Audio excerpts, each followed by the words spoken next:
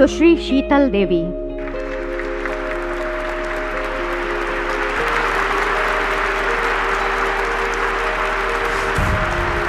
Para तीरंदाजी खेल विभाग की उत्कृष्ट खिलाड़ी सुश्री शीतल देवी ने 2023 को हांगझो चीन में आयोजित चौथे पैरा एशियाई खेल में 3 स्वर्ण पदक, महिला व्यक्तिगत कंपाउंड एवं मिश्रित 2023 को पिल्सन चेक गणराज्य में आयोजित विश्व पैरा तीरंदाजी चैंपियनशिप में 1 रजत पदक, महिला व्यक्तिगत कंपाउंड जीता।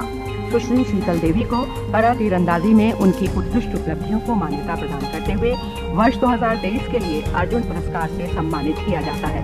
सुश्री शीतल देवी।